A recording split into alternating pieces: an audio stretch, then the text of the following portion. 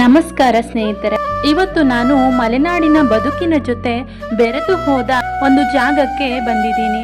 ಅಡಿಕೆ ಸುಲಿಯೋ ಕೆಲಸವನ್ನು ಕೆಲವರು ಚಿಕ್ಕದಾಗಿ ನೋಡ್ತಾರೆ, ಆದರೆ ಅದರ ಹಿಂದೆ ಎಷ್ಟು ಶ್ರಮ ಇದೆ ಅನ್ನೋದನ್ನ ಇವತ್ತು ನೋಡೋಣ. ನಾವು ಮಲೆನಾಡಿಗರು ಅಂದಮೇಲೆ ಅಡಿಕೆ ಅನ್ನೋದು ಬರೀ ಒಂದು ಬೆಳೆ ಅಲ್ಲ, ಅದು ನಮ್ಮ ಬದುಕಿನ ಒಂದು ಭಾಗ, ನಮ್ಮ ಊರಿನ ಗುರುತು, ನಮ್ಮ ಮಣ್ಣಿನ ವಾಸನೆ, ನಮ್ಮ ಶ್ರಮದ ಹೆಮ್ಮೆ.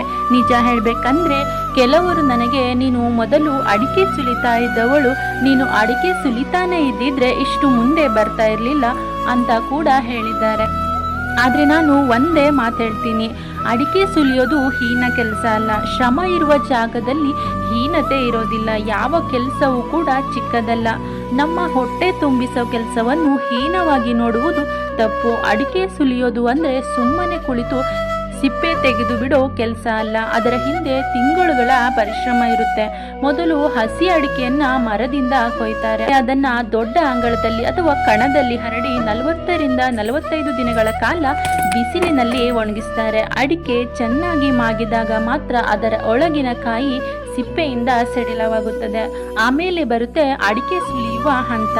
ಈ ಕೆಲಸದಲ್ಲಿ ನಮ್ಮಲ್ಲಿ ಕೊಳಗ ಅಥವಾ ಗಿದ್ನ ಅನ್ನೋ ಅಳತೆಯನ್ನ ಬಳಸಲಾಗುತ್ತೆ.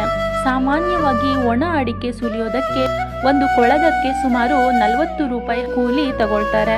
ಹಸಿ ಅಡಿಕೆಗೆ ಸುಮಾರು 50 ರೂಪಾಯಿವರೆಗೂ ಕೂಲಿ ತಗೊಳ್ತಾರೆ. ಮಲೆನಾಡಿನ ಜನ ಎಷ್ಟು ಶ್ರಮಜೀವಿಗಳು ಅಂದ್ರೆ ಬೆಳಿಗ್ಗೆ 7 ಗಂಟೆಯಿಂದ ಸಂಜೆ 8 ಗಂಟೆವರೆಗೂ ಕೈ ನಿಲ್ಲದೆ ಕೆಲಸ ಮಾಡ್ತಾರೆ. ಒಬ್ಬ ವ್ಯಕ್ತಿ ದಿನಕ್ಕೆ 8ರಿಂದ 10 ಕೊಳಗ ಅಡಿಕೆ ಸುಲಿಯಬಲ್ಲ.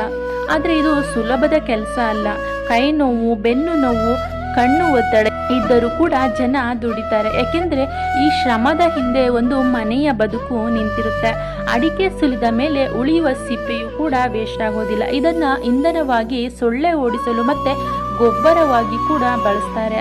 ಅದಕ್ಕೆ ಒಂದು ಅಡಿಕೆಯಲ್ಲೂ ಏನು ವ್ಯರ್ಥ ಆಗೋದಿಲ್ಲ. ಅಡಿಕೆ ಸುಲಿದ ಮೇಲೆ ಇದನ್ನ ಗುಣಮಟ್ಟದ ಪ್ರಕಾರ ಆಯುತ್ತಾರೆ. ಒಳ್ಳೆಯದನ್ನು ಬೇರೆ, ಕಪ್ಪಾಗಿರೋದು ಅಥವಾ ಸರಿಯಾಗಿ ಇಲ್ಲದ ಅಡಿಕೆಯನ್ನು ಕೋಕ ಅಂತ ಕರೆಯುತ್ತಾರೆ. ಬಿಳಿ ಬಣ್ಣದ ಗಟ್ಟಿಯಾದ ಚೆನ್ನಾಗಿ ಒಣಗಿದ ಅಡಿಕೆ ಮಾರುಕಟ್ಟೆಯಲ್ಲಿ ಹೆಚ್ಚು ಬೇಡಿಕೆ ಇರುತ್ತದೆ. ಆಮೇಲೆ ಇದನ್ನ ಸ್ಥಳೀಯ ಮಂಡಿ ಅಥವಾ APMC ಮಾರುಕಟ್ಟೆಗೆ ಕೊಂಡೊಯ್ಯುತ್ತಾರೆ. ಇಲ್ಲಿ ಕ್ವಿಂಟಾಲ್ ಲೆಕ್ಕದಲ್ಲಿ ರೈತರಿಗೆ ಹಣ ಸಿಗುತ್ತದೆ. ಬೆಲೆ ವರ್ಷಕ್ಕೊಂದು ಥರ ಬದಲಾಗುತ್ತೆ. ಆದರೆ ಮಲೆನಾಡಿನ ರೈತನ ಪಾಲಿಗೆ ಅಡಿಕೆ ಅನ್ನೋದು ಚಿನ್ನದ ಬೆಳೆ. ಏಕೆಂದರೆ ಇದು ಕೇವಲ ಹಣ ಕೊಡುವ ಬೆಳೆ ಅಲ್ಲ, ಇದು ಒಂದು ಕುಟುಂಬಕ್ಕೆ ಆಸರೆ ಕೊಡುವ ಬೆಳೆ.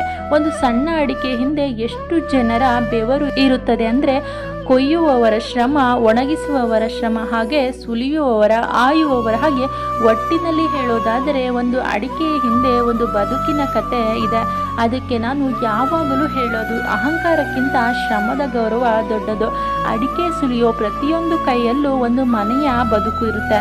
ಅದಕ್ಕೆ ಅಡಿಕೆ ಸುಲಿಯೋದು ಕೆಲಸ ಅಲ್ಲ, ಅದು ಮಲೆನಾಡಿನ ಜೀವನ. ವಿಡಿಯೋ ಇಷ್ಟ ಆದರೆ ಲೈಕ್ ಮಾಡಿ, ಶೇರ್ ಮಾಡಿ, ಹಾಗೆ ಮುಂದಿನ ಇಂತಹದ್ದೇ ಮಾಹಿತಿಗಾಗಿ ನಮ್ಮ ಚಾನಲನ್ನು ಸಬ್ಸ್ಕ್ರೈಬ್ ಮಾಡಿ. ಧನ್ಯವಾದಗಳು.